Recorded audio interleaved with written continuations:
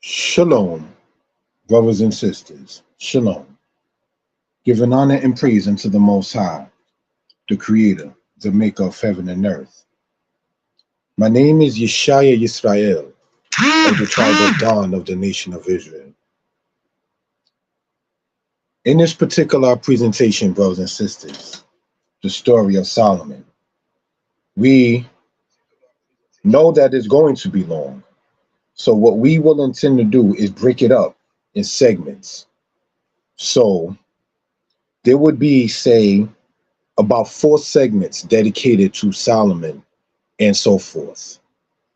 We ask you all to subscribe to the channel and to comment, to like, and to share. We hope and pray that everybody is well and will be better. So brothers and sisters, without any further ado, let us get into the presentation of this.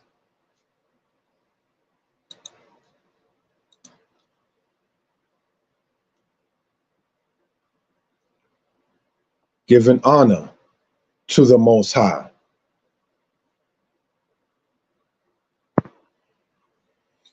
Let us start in prayer. Hallelujah. King of all that there is, rock of all salvations through every generation, the true, the mighty, the living, and the only. We ask you, O Yah, to be with us. We ask you, O Yah, to forgive us, to strengthen us, and to encourage us, O Yah. Asking you to forgive us all and be with our minds, our hearts, our thoughts, and be merciful even in the same, O Yah. Hallelujah. Brothers and sisters, this is on 3 different platforms. Mordeh Yeshaya Torah Lessons, Mordeh Yeshaya History Lessons, and Mordeh Yeshaya History Lessons 2. We ask you all, whatever channel that you may be on, whether you're listening to this now or you listen to this later, we ask you to subscribe to that channel and let us continue in getting into this particular matter. Thank you for your time, and let us start.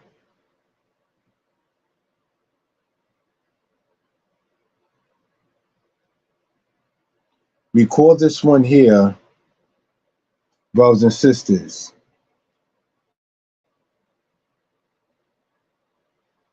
Sipur Shalomo, which means in Hebrew, essentially the story of Solomon. And the Hebrew that you see here, brothers and sisters, I'm going to show with the laser pointer, is Sipur Shalomo, the story of Solomon. Some people say that Solomon name should be more so said as Shalomah. I've heard that before. Regardless of whether saying Shalomah or saying Shalomo, we know and understand that it is about peace from the word Shalom, which comes from the word Shalom, which means to be complete. Shalom, my brother Yirmiyahu Yisrael. And what we will be getting into, and I'm asking you all if you can hear me well, and if you're in good spirits, please type in the number 4. Thank you for that. What you're seeing on the right-hand side is referred to as the Gezer calendar. The writing that you see sometimes is referred to as Paleo-Hebrew. But the word paleo simply comes from the Greek word meaning ancient. So when people say Paleo-Hebrew, essentially what he or she is saying is ancient Hebrew. And the writing form is different, but it was still conveying the message, brothers and sisters. And what the Gezer calendar here, dated to the time of Solomon, essentially is speaking about is agricultural matters, about harvest and things of that sort. So I just want to point that out for reason purposes. Next slide. Thank you. Introduction. Solomon was the son of David. He was known for his wisdom, understanding, and mind of wanting to have growth. Solomon, the name means peaceful. Some also call him Yedidiah. The name means beloved of the Lord or beloved of the Most High.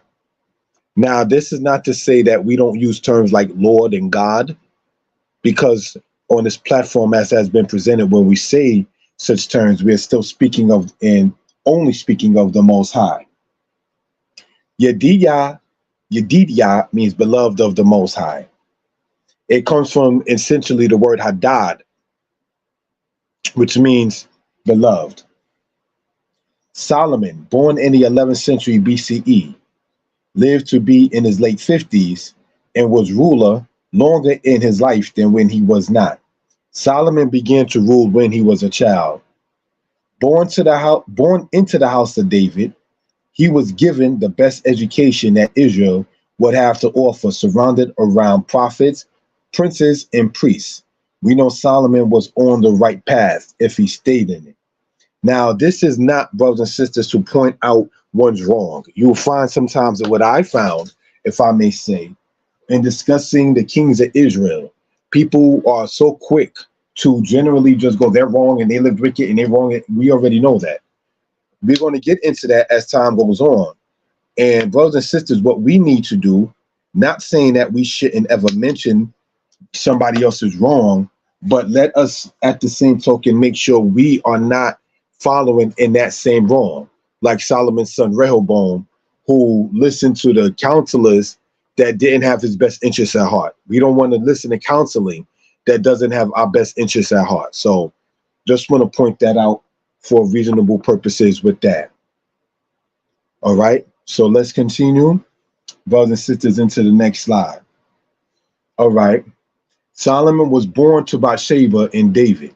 Unlike what some do in this presentation, we will not take opportunistic shots against David. We spoke of the impiety of David in the past. So there was essentially no point, as many seem to do, to point out David's wrong was this and David's wrong was with that. We don't need to sit there and do that unless we are noting to not make the same mistake. The best thing to do if you're going to talk about a wrong, whether a wrong of yourself or someone else's wrong, is just to sit there and make sure that you don't continue in that wrong or you don't pick up somebody else's wrong habits. These are things, brothers and sisters, we want to point out and reference purposes. Thank you.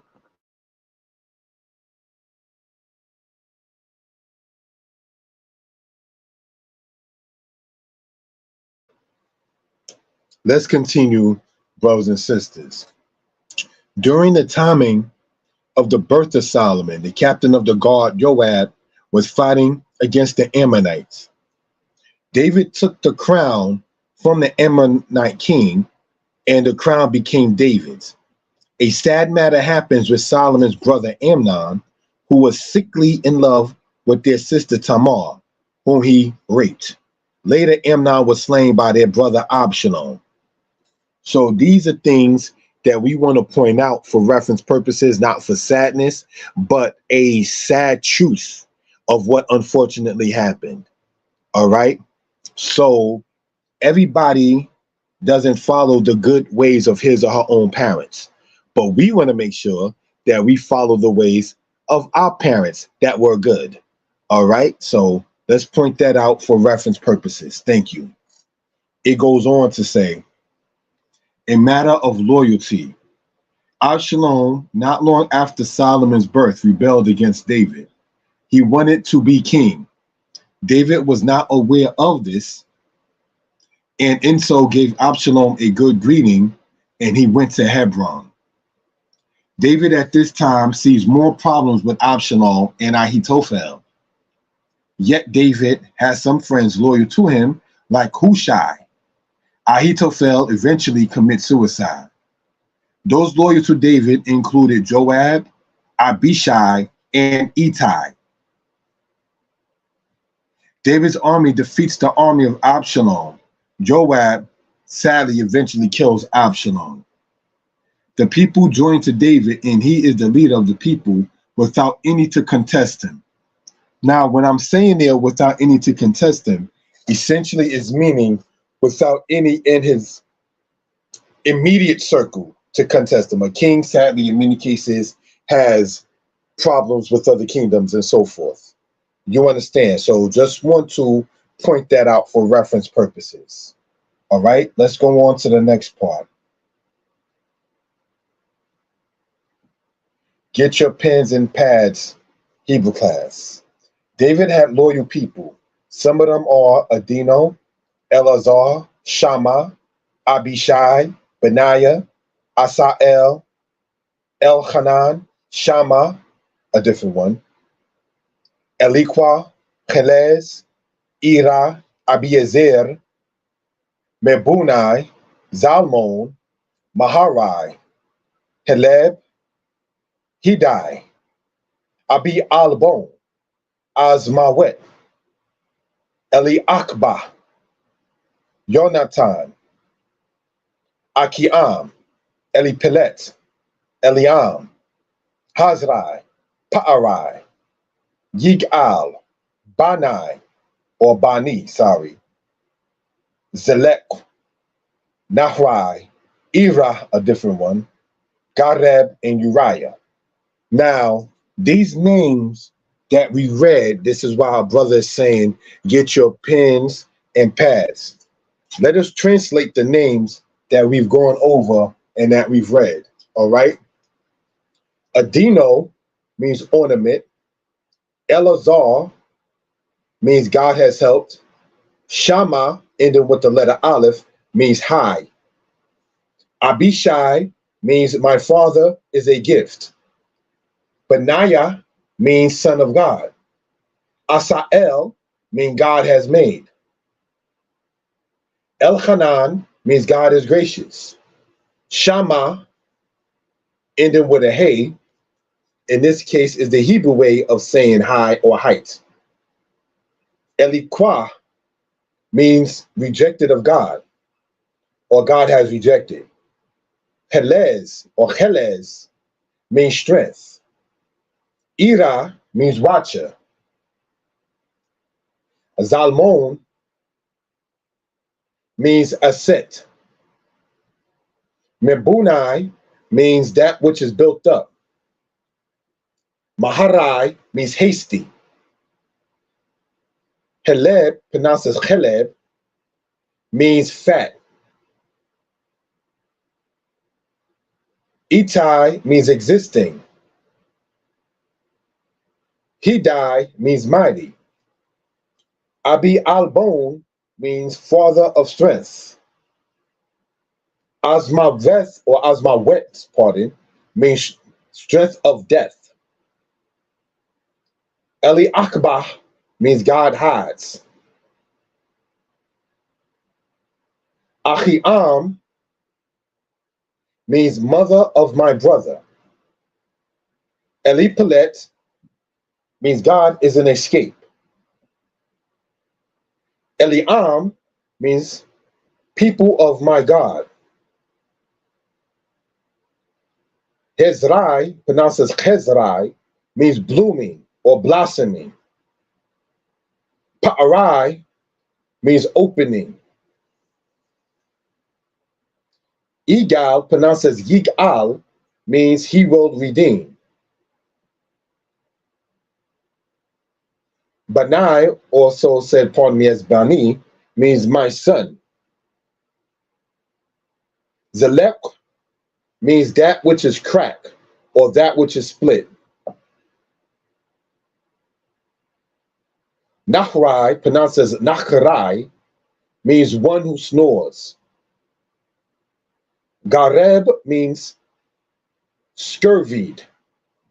And Uriah means light of God. David left the legacy for Solomon, having, we will see, started the foundation of the temple that Solomon, and given him a command to show himself a man and to keep the laws of Moses. When you go into the book of Kings, chapter 2, it talks on that, brothers and sisters. Let us continue. Thank you. Nathan the prophet, Zadok the priest, and Benaiah were all there to live after David's death and to assist Solomon. Zadok anointed Solomon. So, in part, we want to point out that Solomon would be, in people's terms, a Messiah. The Hebrew word Mashiach. Solomon was one of the anointed ones. So that's something we care to point out for reference purposes. All right? Because in Israel, on this channel, and it's not to be self-centered, we do not do what is referred to as Messiah worship, where that is to say this person is so great and has been anointed that we are just to always sit there and pray in this person's name or do it at all, or the deification of a human. We do not, brothers and sisters, want to get into that particular matter. All right? And let's remember Zadok anointed Solomon. Let's go on. Solomon having to see one's ways. Solomon's brother, Adoniah, wanted the throne. Adoniah was slain by the orders of Solomon. Solomon is told to have Joab killed. This is done by Benaiah. Solomon is told to respect Barzillai, but not Shimei, or Shimei, sorry. Solomon is now on the throne and marries into the house of the Egyptians. Gibeon, a famous city, is where Solomon asked of the Creator for what he wants. Solomon stated he wanted wisdom and understanding. So, brothers and sisters, these are things we just care to point out for reference purposes. Solomon wanted wisdom and understanding, to have a mind of understanding, if we will, brothers and sisters. And the scriptures, when you read on your own, will tell you that it pleased the Most High that Solomon asked for this. And because he didn't ask for the life of his enemies and he didn't ask for riches, he winded up getting more blessings than would have been even asked for. He was given certain things that he didn't ask for based on his answer. So we can gain an understanding of ascertaining of the spirit. See where one's mind is at. See if they have a covetous spirit, a greedy spirit, a hateful spirit, a me spirit, or are they saying, give me wisdom and understanding that I may teach your people and judge your people in righteousness? Are you looking out for the greater good or just self-centered? These are things we want to point out for reference purposes. And giving honor and praise unto the Most High, the Creator, the Maker of heaven and earth. My telephone number, as you see, is going on the screen, 908-587-4841. That again is 908-587-4841. Now, because we're going to be doing this in segments, we're going to end this particular portion right here, brothers and sisters, and we will pick up, Elohim willing, God willing, tomorrow night. Monday night, as it is called, 9 p.m. Eastern Standard Time on these same channels. Mordeh Yeshaya Torah Lessons, Mordeh Yeshaya History Lessons, and Mordeh Yeshaya History Lessons 2. So we're going to break this down into segments or expound upon it within segments. All right? For time purposes and for understanding purposes. The books, if you want to get them, is available online. All right? So just want to point that out. I'm going to, brothers and sisters, go all the way, if we will, all right, into, you might have seen some of the presentation that's going to be done in the some of them that's going to be done in the future, but just want to go over this real quick. Future presentations from Kemet to Compton, Part 3, October 8th. Mordeh Yeshaya History Lessons, that's the channel. No one hates Africa more than a black man who loves America. October 14th, And that's going to be on Mora Yeshaya History Lessons. Artifacts of Ancient Israel, October 16th, on Mora Yeshaya History Lessons. Prelude to the last Hebrew class, Prelude to the last free Hebrew class online, October 18th, on Mora Yeshaya Hebrew Lessons. Slavery in the Continental Congress, October 22nd, on Mora Yeshaya History Lessons. Subscribe to the channel, family. Honoring 12 Presidents and Ownership, Part 4, October 22nd, Mora Yeshaya History Lessons. The last free public Hebrew class online, November 1st, Mora Yeshaya Hebrew Lessons. Giving honor and praise unto the Most High, the Creator, the Maker of heaven and earth, hoping and praying that everybody is well and will be better. We are going to close out, brothers and sisters, with the time allotted. Thank you all for joining. Yirmiyahu Yisrael, Dorayahu Ben Dora, and Elizabeth Victoria. We hoping and praying that everybody is well and will be better. Shalom. Stay tuned tomorrow night. Same channels. God willing, Elohim willing. Mora Yeshaya History Lessons, Mora Yeshaya Torah Lessons, Mora Yeshaya History Lessons 2, where we go over the second segment concerning the story of Solomon. We're going to break it down in segments of such. Shalom. Have a good night. Most I bless you all. Reach out to a brother, 908-587-4841. Shalom.